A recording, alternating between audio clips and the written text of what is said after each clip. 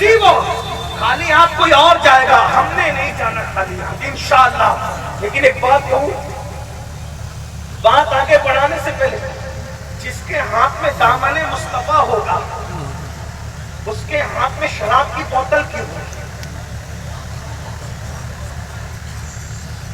بھئی ایک ہاتھ میں کوئی ایک ہی چیز ہو سکتی ہے نا۔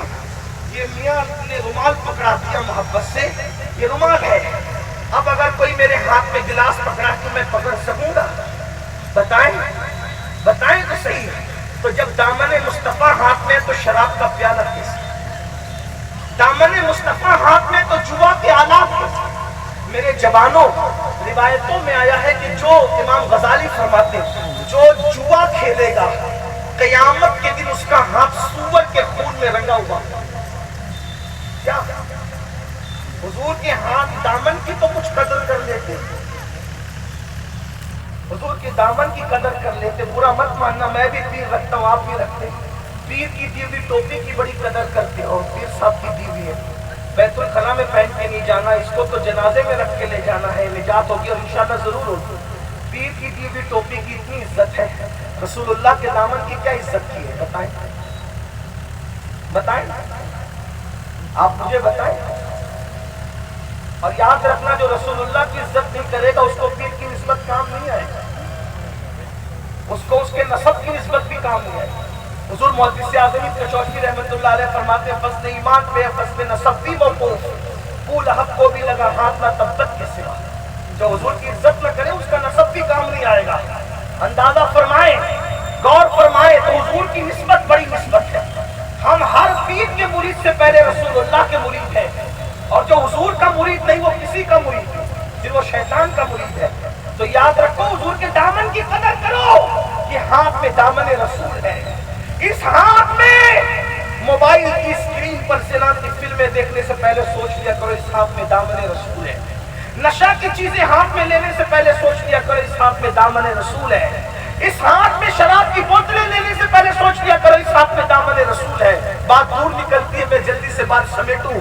بات بڑی خوبصورت آ گئی، اللہ کے رسول علیہ السلام فرماتے ہیں، کیا بڑی بات کی میرے آقا فرماتے ہیں، جب کوئی جوان جوانی میں دو کام کرتا ہے، صرف دو کام۔ نمبر ایک، فرائض اور واجبات کی پابندی کرتا ہے، یعنی جو اللہ نے عبادت فرض کی ہے اس کو ادا کرتا ہے، اور اللہ نے جو حرام کیا ہے اس سے بچتا ہے۔ کتنی آسان چیز ہے، دو چیز، ایک فرائض اور واجبات کی پابندی اور دوسرا حرام سے بچنا، دو چیز۔ کیا فرمایا آقا علیہ السلام نے؟ جوانی میں جو عبادت کرے اور حرام سے بچے، اللہ اس جوان کو 70 صدیقوں کا ثواب عطا فرماتا ہے۔ لوگ ولی بننے کی بات کرتے، ولی کا درجہ نیچے رہتا ہے، ولی کے درجے سے بھی بڑا صدیق کا درجہ ہے، شہید کے درجے سے بھی بڑا صدیق کا درجہ ہے، حتیٰ کہ نبوت اور صدیقیت کے درمیان اور کوئی درجہ نہیں ہے۔ نبوت کے جسٹ بعد اگر کوئی درجہ ہے تو وہ صدیقیت کا درجہ ہے۔ اور اے جوانوں، وہ دو چیزوں پر رسول اللہ تمہیں بانٹ رہے ہیں، ایک تو فرائض کی پابندی کرو، حرام سے بچ جاؤ، ایک دو نہیں 70 صدیقوں کا ثواب اللہ تمہیں عطا فرمائے گا۔ صدیقیت پر اللہ صدیقوں کا ثواب عطا فرمائے۔ دو کام، نمبر ایک فرائض پر، مطلب نماز پڑھو، رمضان شریف کے روزے رکھو، زکوٰۃ فرض ہو جائے تو ادا کرو، حج فرض ہو جائے تو حج کرو، اور بھی جو عبادتیں ہم پر ہیں۔ اب آپ کو میں اینڈ کی طرف لے جاتا ہوں۔ آج کل ہم نماز سے بھی غافل ہیں، اور نماز چھوڑ کر ہم سوچتے ہیں کہ ہم بہت کچھ بن جائیں۔ اللہ کے رسول علیہ السلام فرماتے ہیں، جس نے جان بوجھ کے نماز چھوڑ دی، میں محمد اس سے بیزار ہوں، قیامت کے دن اس کے ساتھ میرا کوئی وعدہ نہیں۔ اب آپ بتائیں، جس سے حضور بیزار ہو جائے، آقا جس سے بیزار ہے، اس کو کون پناہ دے گا؟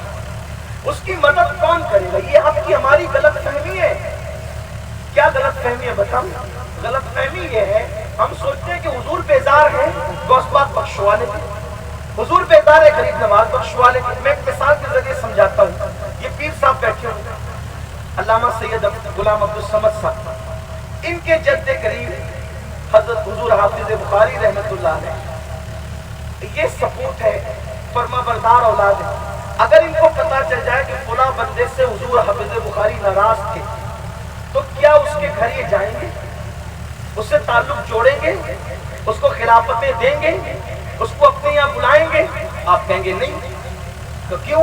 میرے دادا ناراض تھے اس لیے میں نے اس کو کوئی لفٹ نہیں دینا. ایسا ہی ہے.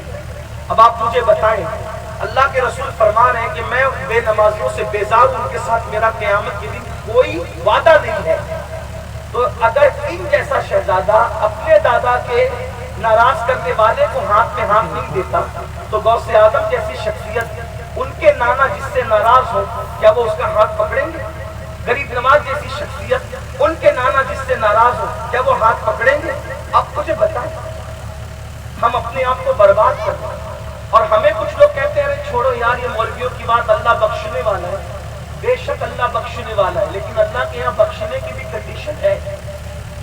آپ کیا سمجھتے ہیں میرے بھائیوں؟ وہ ستار بھی ہے، غفار بھی ہے، لیکن وہ قہار اور جبار بھی ہے. جب وہ ایک لغزش پیغمبرانہ پر معصوموں کو مچھلی کے پیٹ میں ڈال دیتا ہے، یہ کس کے لیے؟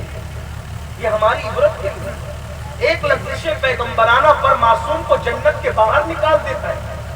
اور کس شان سے نکالتا ہے؟ کپڑے بھی واپس لے لیتا ہے جنت کے. حضرت آدم علیہ السلام جنت کے پتے باندھتے ہیں اپنے سطر پر. اللہ ناراض نہیں ہوا. ہمارے عقیدے میں نبی گناہ نہیں کرتے، خطا نہیں کرتے، خطا ان کے قریب سے گزر کے بھی نہیں جاتے. ہم تو اس کو لغزش پیغمبرانہ کہتے ہیں. اللہ کی حکمت ہے، لیکن یہ ہماری عبرت کے لیے تھا کہ جنت کا لباس بھی واپس لیا صرف ایک لغزش پیغمبرانہ پر تاکہ ہم سدھر جائیں. آپ غور تو فرمائیں، نہ وہ گناہ تھا نہ وہ خطا تھی، اس کے باوجود بھی ہماری عبرت کے لیے کہ دیکھو ہم جب معصوم اور محبوبوں کے ساتھ یہ سلوک کرتے ہیں، جب شان بے نیازی کا اظہار کرتے ہیں، تو تم کون ہو؟ میرے بھائیوں احساس کرو. ٹرین پکڑنے کے لیے تو ہماری آنکھ کھلتی ہے صبح کے وقت، نماز پڑھنے کے لیے کیوں نہیں؟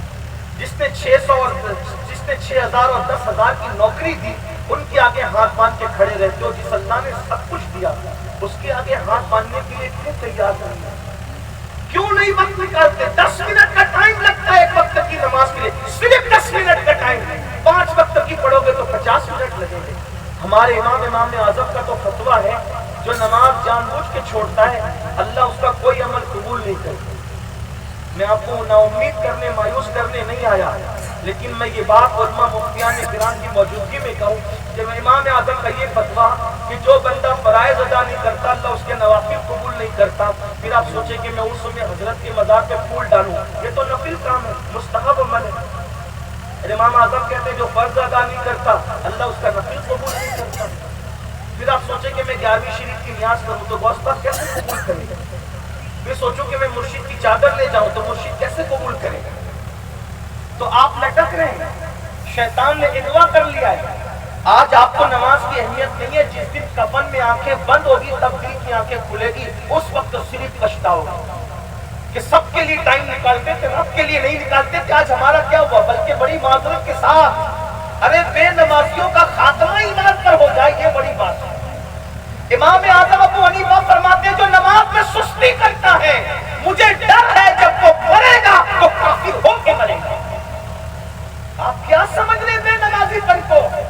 اللہ کے رسول علیہ السلام اپنے صحابہ کو نصیحت اور وصیت کیا کرتے تھے. فقیہ ابو اللہ سمرقندی حدیث لائے ہیں، وہ فرماتے ہیں کہ اللہ کے رسول نے سیدنا ابو ہریرہ سے کہا ابو ہریرہ بے نمازیوں کے ساتھ نہ بیٹھا کر، اس لیے کہ وہ جہاں بیٹھے ہیں ان پر مسلسل لعنت برستی ہے.